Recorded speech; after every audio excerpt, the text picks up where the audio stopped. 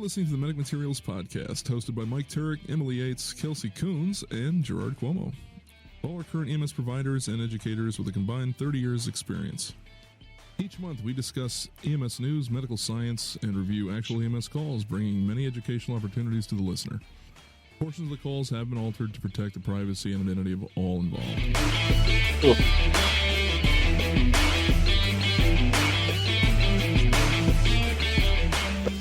Hello and welcome everyone back to the Medic Materials Podcast. What did you say about that one, Gerard? I didn't catch it right at the end. It was just a grunt. I went, ugh. I felt the eye roll from here. Oh, at the very first, I was like, oh, damn. There's always something. Always something. Yeah. So we are finally back a little bit late. What are we, a week late on this one? Oh, well, who cares? Yeah. But, sorry, guys. I think that one's my fault this time. Yeah, Kels, get your shit together. Sorry. Yeah, right? Trying to become a paramedic. Sorry. Yeah.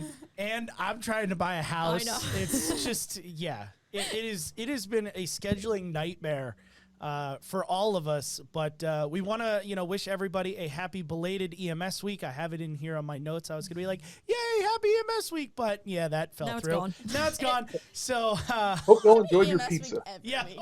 hopefully everyone enjoyed their pizza. Exactly. I got some really good subs from one of the hospitals, actually. See, I didn't go to the hospital once because I didn't work at all during EMS week. So how did you spin that one? Well, I left one job and didn't pick up any shifts for the other. Treat so. yourself for EMS week by not Nice. working. I was at the hospital more times than I think I've ever been during EMS week, and I got all the snacks. I took a vacation. I'll buy my own fruit roll-ups, thank you. I Yeah. had a really good buffalo. Yeah. chicken Shout out to Fire Department Chronicles. If you haven't seen their EMS week short, check it out. It's pretty funny. It is pretty funny. I saw it in like middle of last week or something like that. Yeah. But yeah, so we're all here, and unfortunately, we because of the fact that we couldn't get together, I couldn't reach out to our super special guest to be able to schedule him for this episode. So once we nail down like next month's schedule of recording, I think I will contact and see if I can get him on here for next month. So I do have other cool announcements. So, Kelsey, let's go to your rig check, and then we'll breeze through those announcements and get started with a call review. So, guys, as Mental Health Awareness Month comes to an end, we do want to note that even though the recognition is ending, the fight still continues every day. Mental health awareness is an everyday occurrence, and there are resources and help available at any point. The Code Green campaign is a really big one. Operation At Ease is also a huge one. And there's a million others that you can reach out to every day. So make sure you're reaching out, whether it's to family, friends, professionals, or even us. Like, we're open all the time. We've mentioned it before. We'll mention it again. Reach out. We're always willing to talk. I mean, we talk a whole lot about whatever we can, We honestly. talk about nothing. I didn't want to say that, but sometimes, yeah. Most of the time. It's okay. We're honestly in this together to make the profession better, and honestly, that's going to start at the ground level with us and our mental health. We can't treat patients to the best of our abilities and effectively if we are struggling ourselves every day to even make it to work. On a little bit more positive note, Turk is doing CMEs this Thursday, the 26th, from 7 to 9 p.m. at 2525 Volunteer Drive in Cairo, New York. That is Cairo, C-A-I-R-O, New York. All are Cairo. welcome to attend. No, it's said and it's spelled like Egypt. It's said like the syrup. Yeah, it's a little odd. But everybody's welcome to attend, all levels of providers. Everybody who listens. The first CME is going to be on pacemakers, which, as we all know, he's going to have really good insight on and probably more of an understanding I wonder why. probably a higher level of understanding than any of us as ground providers are ever going to really get unless, we have one ourselves. And then the second one's going to be on brain bleed recognition and management. So those are both really important to attend. You're going to get the continuing education credit for them and just really great to know. And then we're going to shout out our listeners in Trinidad and Missouri. So thank you guys out there for listening to us. So bad. I'm sorry, go ahead. That's it. That's all I got. You're perfectly timed. Yep, That's my old perfectly. backyard. I got to shout out to my people. There you go. So I want to piggyback off of your statement for National Mental Health Awareness Month. And, we always plug, Code Green campaign, Operation At Ease. Well, I dug way deeper into places that I didn't want to go on the internet. And I've been to those places. yeah, right. And Slightly amusing, but mostly painful. Right. Yeah. And if you a partner, a family member, anyone else that you guys may feel like they need help or assistance or anything, you always can go to the Code Green campaign or Operation at Ease. But I want to bring up a third foundation that I did find that has some really good solutions for mental health of police, fire, EMS, and veterans, and that is the All Clear Foundation. They are a 501c3 charity organization established to create solutions to the mental health and physical health crisis for the first responder community. You can actually text them at BADGE badge to 741-741, and that will connect you to a trained crisis counselor confidentially. You can talk with them about anything. We also do not get paid to plug these campaigns. We really are just doing it for you. I felt like that was very infomercially. It was very infomercially. 741. Yep. But honestly, guys, we're really doing this for you. If you want us, we'll even do more research. If, these three that we've pointed out aren't for you, we can do research and help you out, find something that is going to work for you. Right. And, when I go out and I look for these, I'm not just I don't just Google hey, first responder mental health, and the first one that pops up on Google in the little ad space. It's not the one I usually go with. I sit there and I dig and I vet and I go, would I use this? Right. And if I would use it, then I feel comfortable saying, here, use this service. Yeah. So, yes, it did sound infomercially, but I kind of wanted it to. So, there's another, a good resource, and all the links and everything for all of these can be found in the descriptions of the YouTube and the show notes below. So, the other announcement is Operation at Ease last week debuted another bit of awesomeness. Hopefully you guys saw it and already purchased yours. I was going to purchase some for here, but I didn't get the opportunity. I haven't seen it. Crickets? Okay, so this is I haven't seen it yet either. Okay, so this is an announcement for everybody. Drum roll. Cool. So Murphy sounded pretty good. that did sound pretty good. So Joni and the gang have partnered with the Moxie Coffee Company of Stillwater, New York, and they have released Operation Caffeinate.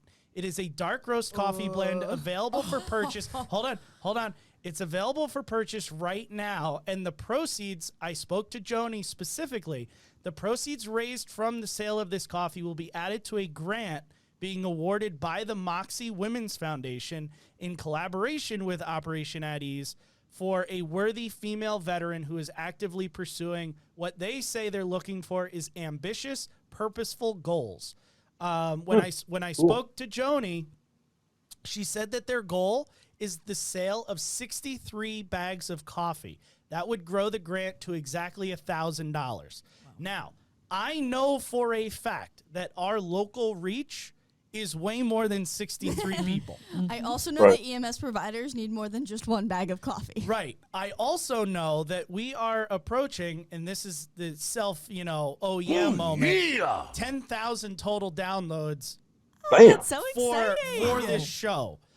So Because I that know means that people there are a listening. lot of people listening within the sound of our community. So go online. Again, the link for this is in the show notes and the YouTube.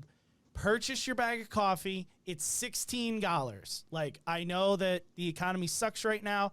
It's $16. It's going for a great cause. I know that this show alone can get more than 63 bags of coffee.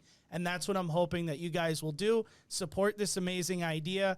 Again, link for the bag of coffee is in the description. The only downside is that Joni is not providing shipping for these, so you have to go and pick it up at her location. However, if 8 people buy 8 bags of coffee, carpool, or one person go pick it up for everybody. So if you are a female veteran that may be listening and could be thinking how the heck do I apply for this grant? Joni said that applications are being accepted starting September 1st, and they're specifically looking for a female veteran who is ambitious, charismatic, self-starting, well-spoken, authentic, and able to tell the story of their struggles and triumphs, and who is the champion of their own story. So I think it is That's pretty much all of them. That's what I was thinking. I was like, Exactly. So I'm sure more details as September 1st gets closer, will be coming out, but definitely one of the greatest things that we do is support Operation at Ease, for like 2 years now, 1 year now, however long it's been. So if you can spare the $16, please go and support that great cause through the through Operation at Ease and the Moxie Women's Foundation. So, which is also cool. Like, I didn't know that there was Moxie Coffee in Stillwater, which is like an all-female run coffee company. That's pretty cool. Yeah. So, moving on. Literally buying my coffee right now. All right. Of course you are. Oh, yeah. Let's go into this system. All right. So the area is covered by a municipal fire district, which staffs their ambulances with one paid EMT basic and one paramagician. The hospitals, there are 2 hospitals in the immediate area. One is a level 2 trauma center, approximately 20 minutes away. And the other is a fairly large medical center that specializes in cardiac, stroke, and pediatrics around 30 minutes away. It's a good triangle. Yep. You guys are dispatched a Delta Priority or Priority 1 to a single-family home for a 22-year-old male with complaints of shortness of breath and difficulty breathing. So, based off of just dispatch information, where are you guys thinking is immediate causes for young male with respiratory distress? I know this is really random. What is the Spontaneous weather? pneumo. What's it? The weather. I don't know. I didn't ask. Well, because if it's really warm running weather, nice running weather, and people just start running, spontaneous pneumo. And if it's seasons changing in polleny, asthma. Polleny. I hate polleny. It sucks. There was a valid reason behind my question. Nobody likes There to always run is. in like negative 20-degree weather. Yet you still see those fucking crazy people doing I think it. I'd rather run in cold than warm. No, because it just hurts your lungs. You gotta have like but that you nice. don't sweat, Yeah, but you gotta have like that nice like. which means your 60-degree balls day. don't stick to your leg. I have that issue. I No, do, they and that's why you freeze. don't run. You gotta have like that nice 60-degree day, not too cold, not too hot. I mean, let me not confuse you. I don't run. Just saying, I feel like cold would be nicer. Yeah. I feel like if you are dedicated enough to run when it's crappy weather out, you probably don't have spontaneous pneumos as much as random guy that just started running. If you're tall and skinny, you might. Maybe. Maybe. Dang cross. I would say anything. I would say I'd be leaning more towards some kind of a chronic issue. Yeah, so this is something that he's dealing with, 22. So he didn't get stabbed in the lung, because he lives in the hood. Hey, you never know. So the crew ends up getting there, and they gather their first in-bag monitor and ALS bag, begin to walk towards the home. They're met in the driveway by a male, walking towards them who appears anxious and diaphoretic. Smoking cigarette. Yeah. Okay. No. I mean, It would be hilarious if they were sitting there with a cigarette. it makes me feel better that they're walking, Yeah, but they're but I anxious still and do not like the diaphoretic. presentation. Yes. So the EMT makes their way up to the male and introduces themselves and their partner. The male anxiously begins to speak. The words are broken, and he is appearing to have some difficulty in speaking the words.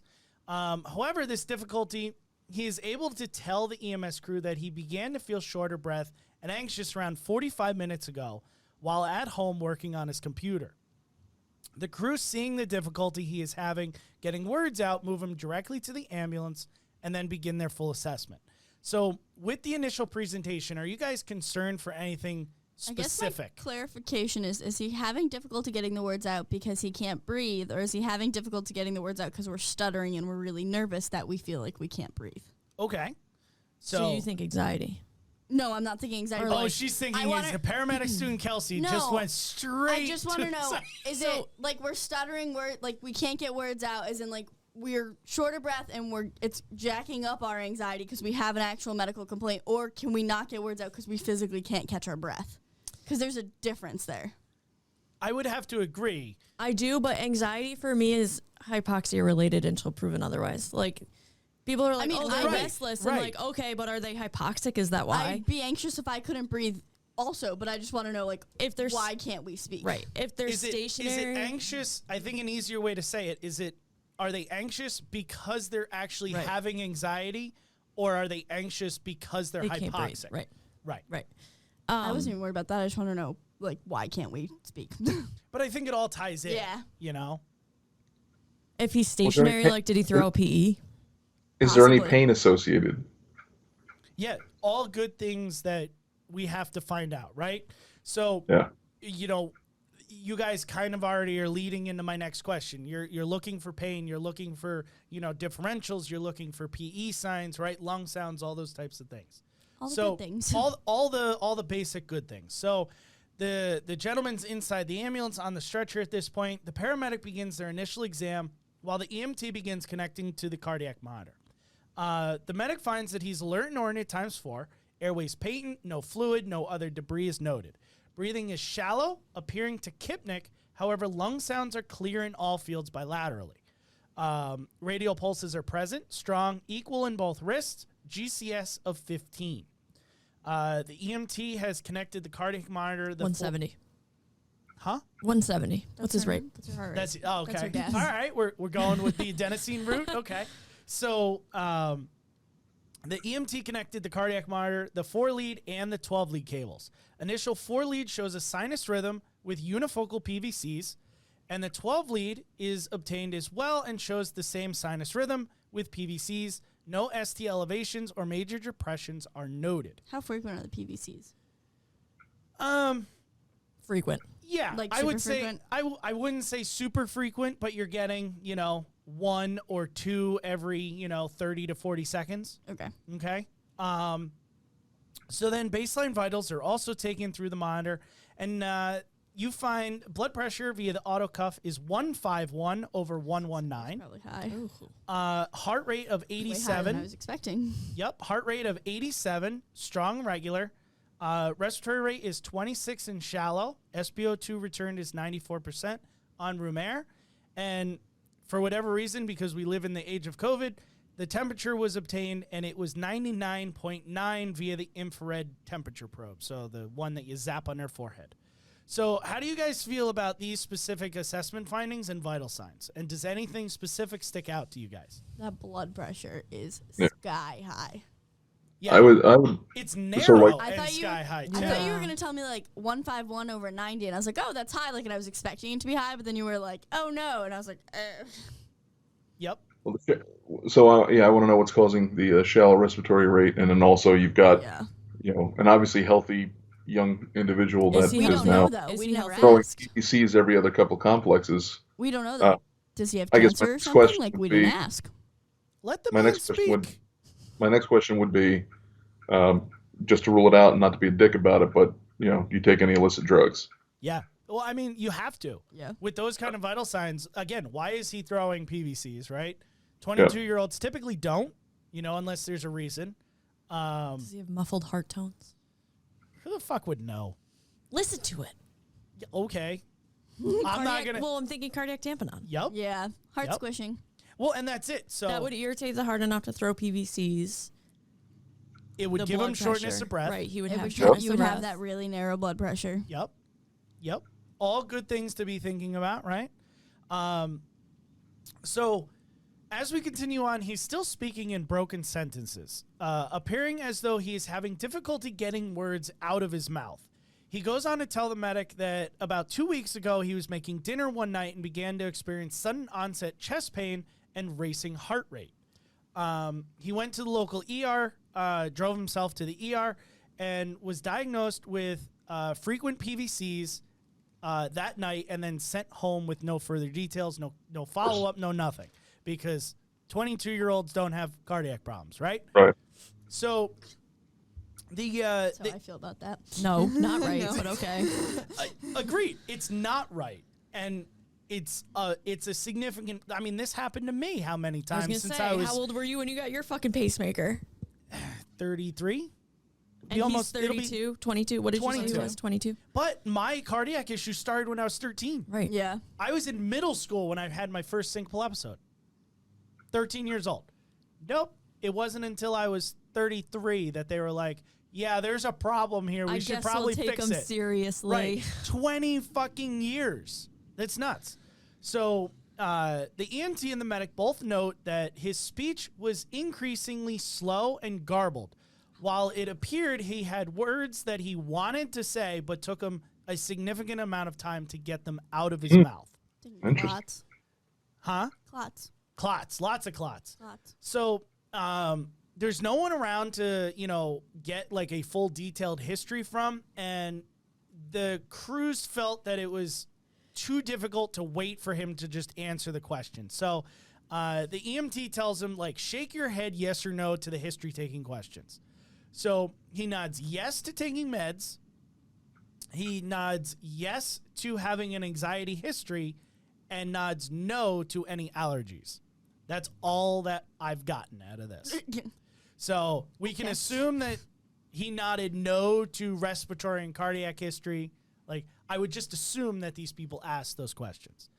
Because Say about assumptions, though. right, but you have to correct. He could have been like, this is anxiety, like paramedic intern Kelsey said at the beginning. It's not what I meant. I know. I'm just gonna poke fun at it. Just wanted But I mean, clarification. how many other EMTs and paramedics do we know? Oh my Go God. to a 22-year-old that with some shortness of breath and goes, "Oh well, they have anxiety." Yep, it's anxiety. But like, and there's they so many ways you completely can have miss the difficulty giant speaking. STEMI. Are you strokey? Are you difficulty breathing? Are you anxiety? I'm running out of Just E's. stop. E. So the EMT also obtains a blood glucose, which returns as 97 milligrams per deciliter. He's then secured to the stretcher, and the EMT begins transport to the medical center 30 minutes away. So Okay. up to now, what are where are you guys thinking this guy's issue lies? Do you have any differentials at this point that you're going to be working towards in the next couple minutes? I'm going to do a neuro exam. I wanted to do a neuro exam Yeah, because same. I'm The thinking slow this speech. weird speech is making me think neuro, and if you're also having difficulty breathing, I'm just thinking you're full of clots. Okay. We could be fighting 3 different things, MI, P, and a stroke for all I care. It could be all of them or none of them. Yep. I mean, we've talked about how people have strokes and MIs on the show before. That's fun. So, yeah. Had one of those in clinical. Had a strokey, barely MI patient. Yeah. I'll tell you about that. That was They're fun. fun. They're super fun. What'd you say he was doing when he first had it? When he He had was his working first on his episode computer. of this? So he said 2 weeks ago he had instances of chest pain and rapid heart rate. Today, 45 minutes prior of calling, he said that he started having shortness of breath with anxiety while sitting working on his computer. Right, but the first time he didn't say what he was He was doing at the cooking time. right? dinner. Yeah, he was Didn't you say cooking he was dinner. cooking? Yeah, he was Right. cooking dinner. So he wasn't doing anything strenuous, and he wasn't sitting at the computer for like 18 hours straight without moving his legs. We didn't ask. We don't know. That's the thing. He didn't give that information, and from what I know, the crew didn't try and obtain that information because they didn't give it to me. I think the Does he have any history of the high blood pressure? Again, the only thing that he nods yes and no to is anxiety. So I can only And assume that he takes meds. that he takes meds, but they What didn't meds? ask. They didn't get I it. almost want to ask. I mean, you can shake yes or no to like, do you have any family history of anything like this? This is 'Cause, like, almost. Well, I mean, the kid's alert and oriented. Why didn't you just say, would've- "Hey, get out your phone and type what you"? Yeah, you write know, it or- down. Write it down or wait for Right. him to answer. Right. I feel like there's way better ways. They almost like wrote him off, like, oh, it's too hard to communicate with him, and just was like, here's the easiest thing. Let me specifically ask for what I want. Do you have anxiety? Right. Yes. Okay, Right. perfect. It's anxiety. We're done. Right. They already signed it out. They already signed it I feel out. like I also want to ask like family history because like maybe your father died of a heart attack at 30. Mm-hmm.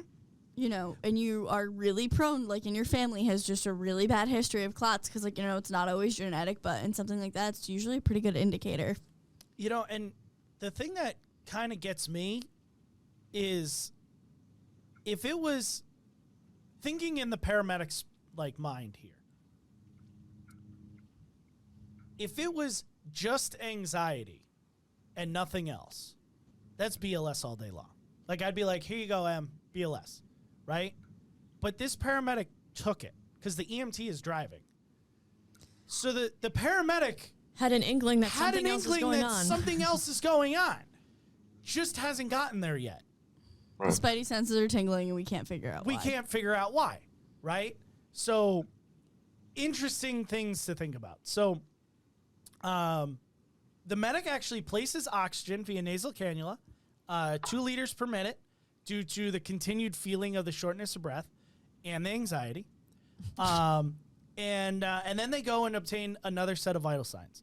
Blood pressure at this point returns as 143 over 9.1. Heart rate is 78, still irregular, still strong. Sinus with PVCs on the monitor, still unifocal. Respiratory rate is 20, slightly shallow, so it came down a little bit. And SpO2 is 91% on the 2 liters oxygen. GCS still 15, alert and oriented times 4. So you want to say I have something? 2 questions. Sure. Are the PVCs staying at the same rate, or are they becoming more regular, They're more frequent? They are staying at about the same rate. How's his speech doing? Is it worse, better, the same? Speech is about the same. Okay. Those were my 2 follow-ups. Okay. You look deep in thought. I am. What do his pupils look like? Don't know. They didn't check him yet. That's cool. That was snarky. Sorry. That was really snarky. What are you thinking? Sorry Like to you the world. look really deep in thought I'm right just, it's interesting because I'm a little less thinking tamponade, but he's getting more hypoxic with supplemental oxygen. So now I'm thinking more PE. Yeah. But also, I don't know. now. But there's also clear lung sounds, right? Now, granted, you can have PEs with clear lung sounds, right? There's no diminished, there's no fluid, there's no wheezing, there's no And nothing. we have no other history, like... Is there S1Q? Well, like, T3? does he have a history of WPW? Like, are we fighting some wonky fucking cardiac thing here? Yep. Who knows? Ask Butch. Do we need to play his theme music? Is Butch here? All right. So, as time goes on, the medic notices that his speech is becoming more garbly. Oh, yep, okay. We have a clock. So, did you just punch yourself in the face? No, I yanked my head. I forgot I'm connected. So the medic notices that his speech is becoming more garbly, and then goes down Gerard's request of full neuro assessment. Yay. Thank you. Finds that there is no unequal grip strength, negative pronator drift. There is slight global weakness, as it was told. He reports a feeling of just overall exhaustion. Pupils finally are, evaluated. Pupils are equal reactive to light. No headaches or blurry vision.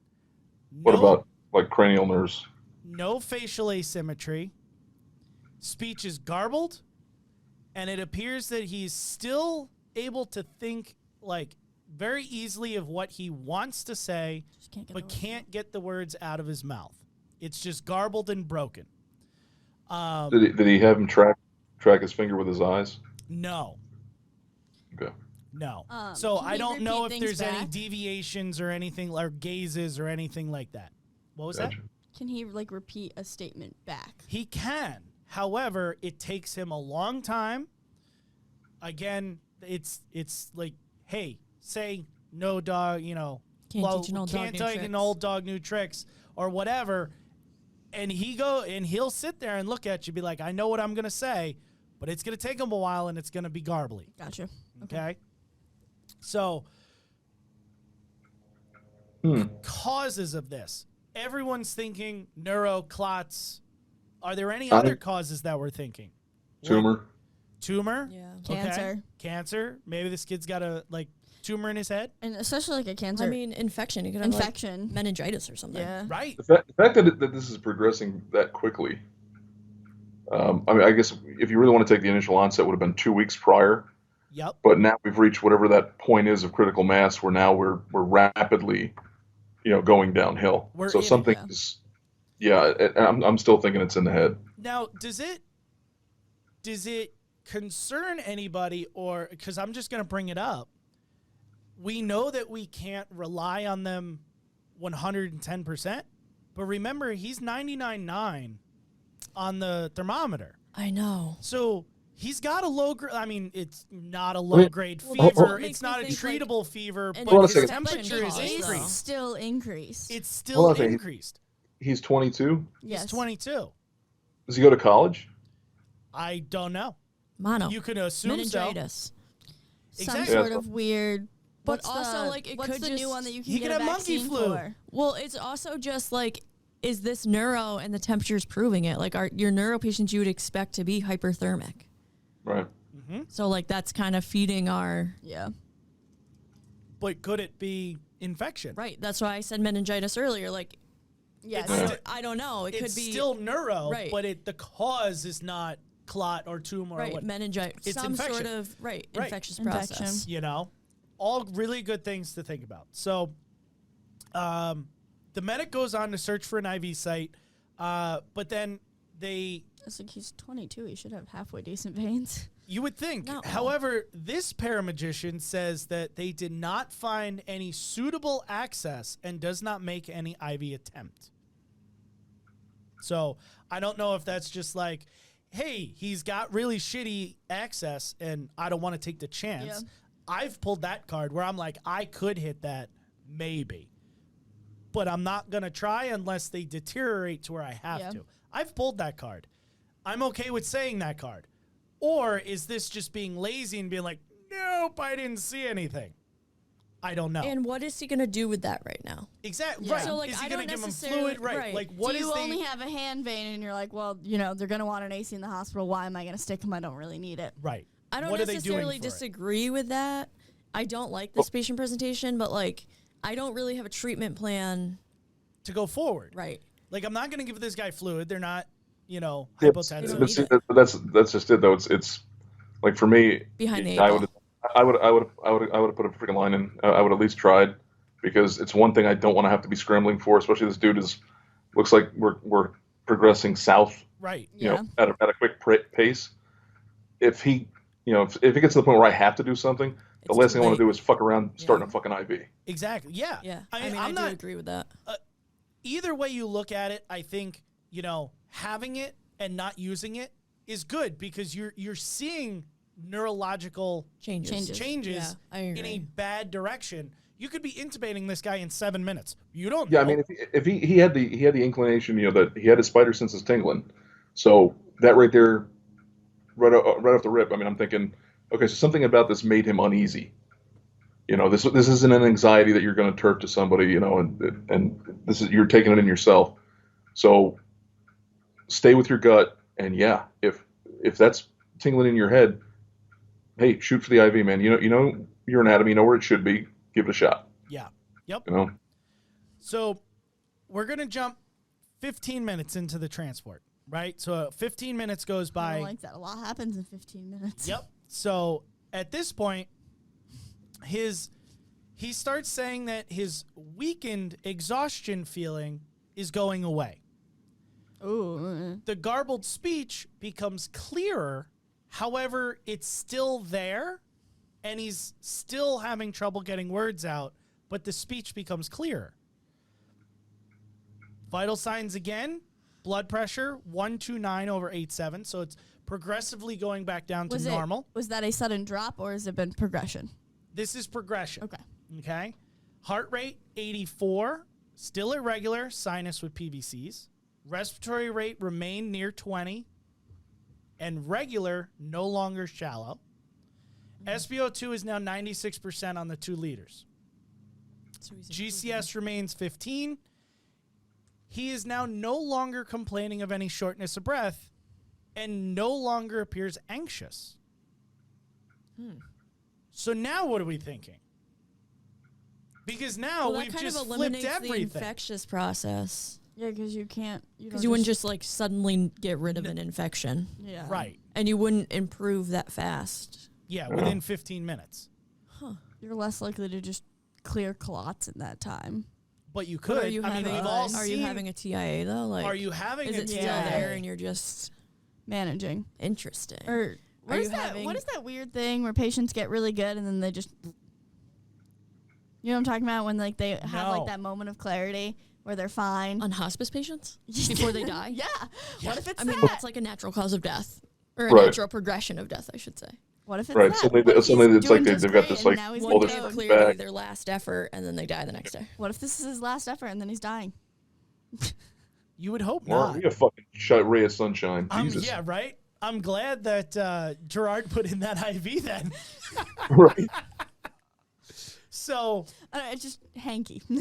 it is. It's kind of, Unnerving. it's a very interesting presentation. Have we ever asked him about pain? Yeah, he No, No, you said So- earlier he didn't have pain, so right? there's no pain currently. He had pain, only the chest pain 2 weeks ago, but there's no pain now. What about any like numbness, tingling? So here's the funny thing. During the neuro exam, they never asked for numbness or tingling anywhere. Huh. I don't know. That would still fit Kelsey's anxiety theory. If he had numbness and tingling. Okay, but numbness and tingling can also be 1.5 million. You were the other one things. that came out with anxiety from the I get-go. just wanted to know if he was. I quit. I quit. This is great. So I look for reasons for things to not be anxiety. that is true. Quit. So medic goes in, calls the hospital for possible neuro. They're thinking I neuro. still agree. That's a right? good choice. Go paramedic. They report of dysphagia with no other significant stroke-like symptoms, just the difficulty in speaking with the garbled speech. The ambulance arrives approximately 7 minutes later to the hospital. No changes seen in his condition from where we're at. So still garbled, clearer than before, still having difficulty, no other issues. Brought inside, evaluated at the door by one of the ER docs. Sent to triage. No. So apparently this ER physician felt that there was enough evidence to send them to CT. Nice. So, well, and good for the paramedic for calling in as a neuro alert too. Yes. Right. So Even I if- totally agree with that. yeah. And you would think this is they called about 10 minutes out. You'd think. So, yeah, you want it earlier, but not. I'd rather have it 10 minutes than 2. Right. Hey, No, we're I pulling agree. in, clear the CT scanner, Yeah. you know. At least it gives them time. At least it gives them time, right? And to have the ER doc evaluate at the door, that's awesome. Right. You know, you get that sometimes, but not always, you know, especially on like those weird half in, half maybe, you know, Yeah. like When you're not totally sure, it's hard to Right. convince somebody else exactly, to be totally sure. exactly. Like when you're like, yeah, this is a stroke. These are the symptoms. Right, They're right. like, yep, Their go arm directly goes, to whoop, CT. Right down. Right. In these cases where you're like, yeah, doc, this is the only thing, and this is kind of what I'm thinking because this is the only thing that fits. Right. I'll meet you at the door. Right. I love when they come out. So they end up taking him to the CT room, and he's, unloaded to the CT bed, all cares turned over. So are you guys going with, I know everyone in here is going probably with neuro at this point. Are we going with CVA, TIA, tumor? What UTI. Are you thinking? UTIs don't resolve that quickly, though. He took a leak. It's okay. Right on the stretcher. Right on the stretcher. Yep, didn't even notice. It was clear, blended right in. Right. UTIs would be clear. Shut up. Details. Minor. Minor. No, they detail. don't smell. So do we have any thoughts on final thoughts? Transient. Something Something. was fucked and then it became unfucked. I don't know. Yeah. I'm gonna go get some of that fucking coffee. Yeah. Yeah, right? I mean, I think I'm with Gerard on that. Like, it's improving, so it makes me think it's transient, but But it's still there, which means it's right, still it's not happening. fully resolved. Right. Doesn't matter to me if it's a TI or a CVA. It I really- don't know. Well, and that's it. So typically TIAs will resolve Isn't it usually a Right. quick resolution? So But if you think about that, that's what, TIAs just about an hour. TIAs, right. This Well- happened in just about an Well- hour Or and two, 45 yeah. minutes. Well, I was gonna Long say. I haul. mean, I had to take I had to take a coworker of mine a couple months back. I show up at work and he's like, "Can you hook me up to the monitor? Because like I'm not feeling so good." And half his face is sliding off, and complete bust in all freaking areas of this freaking Cincinnati scale. He was completely freaking porked, and was having a fucking stroke. But he gets to the freaking CT, they take him out and they put him in the freaking in the room in the ER, and everything resolved to a certain extent, except for he continued to have persistent like hemiparesis on the, I believe it was the right side.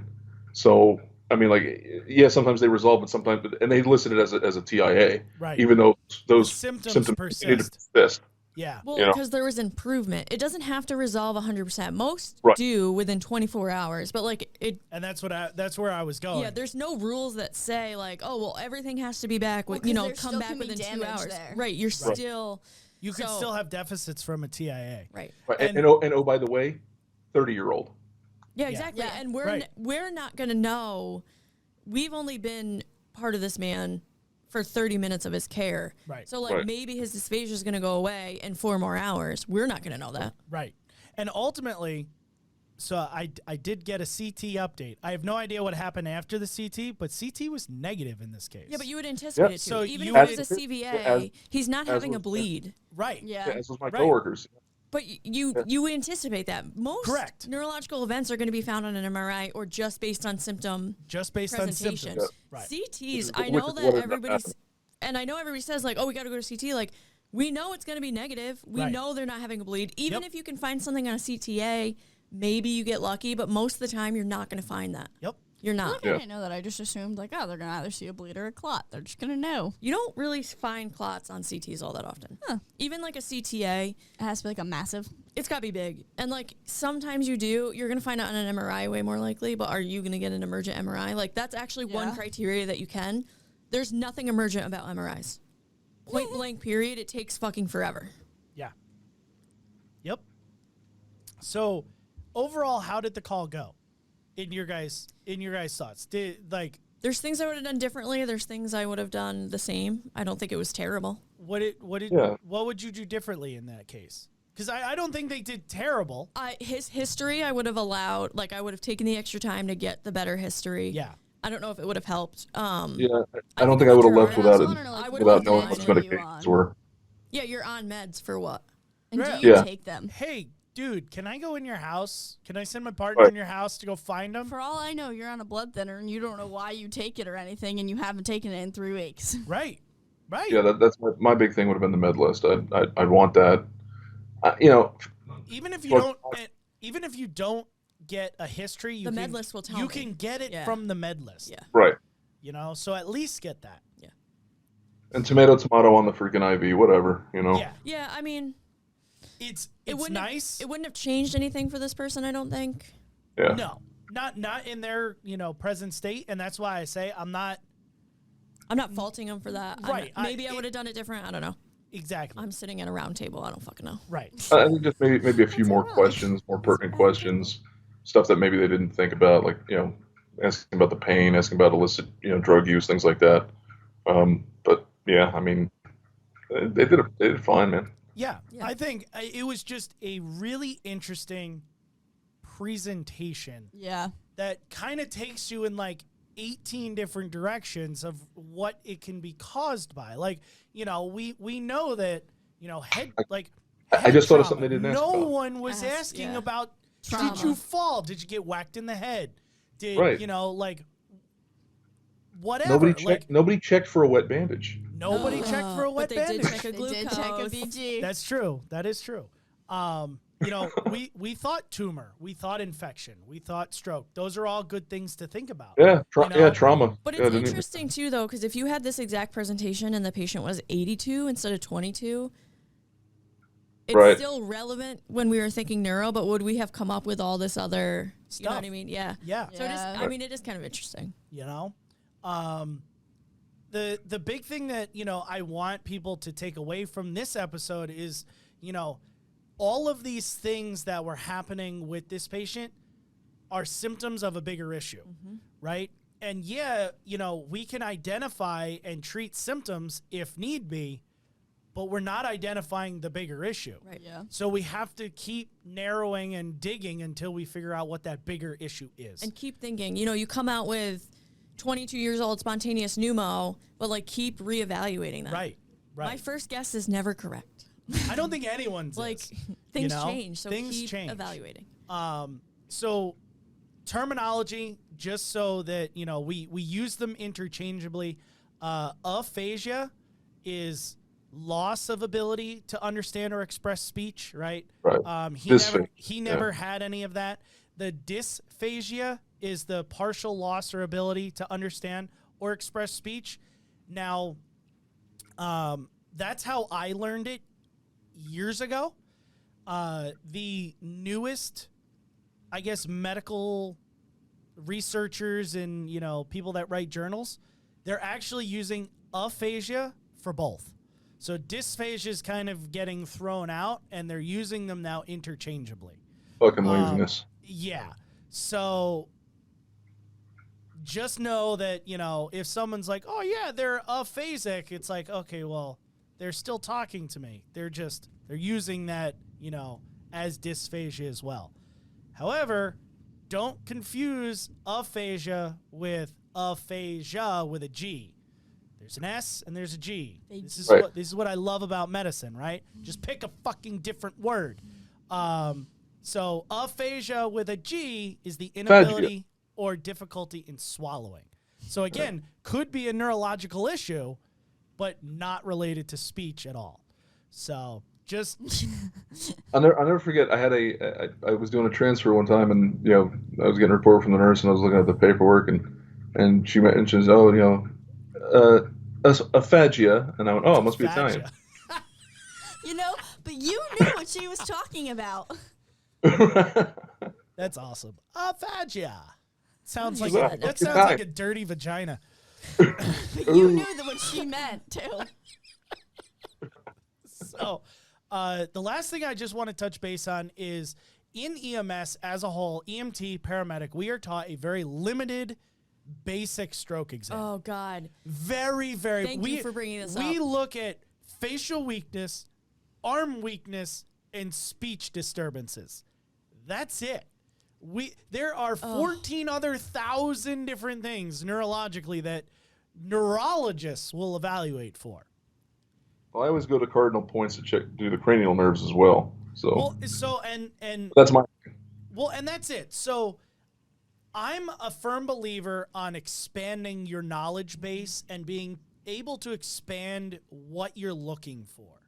So I have no problem if Gerard goes and does all of these cranial nerve types things because he's thought it through. Like, okay, if their eyes are deviating this way, it means this. Yeah. Don't just do these crazy don't snap in someone's ears and be like, does it sound the same over here? Does it? Because the neurologist does it in front of the CT scanner without knowing what you're looking for. It's really cool to be able to be like, yeah, they can't hear out of their left ear, but what the fuck are you going to do with it? What does it mean? Right. It's cool to know, but what are you going to do with it? Don't just pocket that information. Understand what you're evaluating. But also don't assume, like, we are taught this minute stroke scale, which drives me fucking insane. Because they're like, well, they're Cincinnati negative. Like, that means absolutely nothing. Do you know how large of an occlusion you have to have a positive Cincinnati? Yep, I don't need a Cincinnati stroke scale to tell me that this person is having stroke when it's that obvious. Right. So don't just put all your eggs in that basket and be like, well, there's Cincinnati's negative. Right. So there's no exactly. stroke. By that point, you know, the face is sliding off. Right, exactly. Like, no. There is way more stroke scales out there. Like, look at them. Yeah. You know, in the hospital, we use the NIH a lot, which there's some components that we can't do on the ambulance, but there's a lot we can. Find out what it is. Find out what it all means. Like, it's way more comprehensive, and it's still not perfect. Right. I And was don't like, think- I don't like when think- we're teaching classes and we're talking about, we start getting into strokes and stuff. I always love to talk about that one call I had where it was, a 30-something guy just had some lower. It was complaining of just his legs felt weak, and we load him on a stretcher, and he's talking to me, and there's like a little lisp in his voice, and I don't know why, but there was a little bit of a crowd of people around when we were loading him in, and I saw this older gentleman looked like pretty intently was watching, and I just went up to him and I said, real quick question, who is he to you? And he said, oh, that's my son. And I said, and I literally said, I'm not trying to be an asshole, but does he always talk like that with that lisp? And he goes, no, that just started like a day ago. Yeah, see? Yeah. Red flag. That was the only clue. Now, fast forward 10 minutes into the trip to the stroke center. Now he can't, he's good. And that's how he was stroking right in front of me. Right. Mm-hmm. And it was like, yeah, no shit. Good call. We're going to the right place. Right. You know? And Right. those are the little, minute clues that if you're not looking for, or being like, hey, ask the right questions. Like, this is not, hey, dude, I always will sit there. If they're able to talk to me and stuff, I'll sit there and I'll put my phone on selfie mode and I'll be like, look at your face. Does it look Yeah. normal to Same. you? Right. Yeah. Yeah, absolutely. and they're like, because I've seen you for one time. Right. I don't know know what you you. look like, I don't know what Yeah. you sound like. And I I'll don't tell know. you, I couldn't tell you how many times I've gone early in my career, you're taught, okay, have the family member be like, do they look normal? That is the most hard question to think about because, Right. it was funny. I sidebar, I was watching Saving Private Ryan the other night. And I know, really big sidebar. And I was towards the end of the movie, Matt Damon. You really got to be in the right mindset to watch that movie. Right. Which is funny because I was watching that movie while I was writing this call. Oh my god. And it came full circle. So towards the end of the movie, Tom Hanks and Matt Damon are having a conversation Matt about Damon. I'm sorry. what? So they're having a conversation about remembering things, right? And Tom Hanks sits there after Matt Damon says, I can't remember. Are you going to do it every time? Yeah. Okay. So, Don't say names. So- Keep moving. yeah. So Private Ryan says that he can't remember his brothers, like what they look like, their faces. Right. And Tom Hanks sits there and goes, you can't remember faces, right? Think other than, like your specific family members, it's really, really difficult to just remember a face without context to it. Mm-hmm. And that's ultimately the conversation that they have. Like, you need context to remember a face. So how are these family members, without context, going to just be like, yes, Uncle Jimmy looks normal? They have no freaking clue, right? So, and that's ultimately why I switched from asking family, do they look normal to you, to asking them, Right. Yeah. And then And it's funny. if they can't tell me, I base it off of, should they look like that? Right. If they Right. shouldn't, well, then they probably don't. Just kind of things to keep in mind. Yeah. Anything else Well, from you guys? I was just gonna say that call that I just referenced. I mean, that was literally the moment in my early paramedic career where I realized that the Cincinnati scale is bunk, Yeah. because that kid, he passed with flying colors when I first got on scene. Right. And that's know? it. Like, we use Fast ED as well. But But that that's only another looks one's for large vessel. specific things. Right. Large That's- vessel occlusion. But that's Right. another one. Like, I don't need, do I know what the exact score is? No. But do I know they're having an issue? Yes. Yes. I don't need the fast ED to tell me that. Exactly. So, like, I get it. The Cincinnati is easy to teach. It's easy for people to understand. It's easy for them to remember. Yes. I get that. In the hospital, we have the cheat sheet to give us the steps of the NIH. There's like 20 steps. I understand why we use the Cincinnati. Just remember, it's not the be all end all. Right. Yep. Agreed. All right, guys. If that is it, we'll end here, and we'll see you in June. Hey, It'll be hot and disgusting. I can't wait. Stay safe, everybody. Donuts. Thank you for listening to today's episode. If you'd like more information on the podcast or to send us a call to review, visit medicmaterials.com/podcast. To learn more information, like us on Facebook at Medic Materials EDU, or watch our weekly instructional videos on the Medic Materials YouTube channel.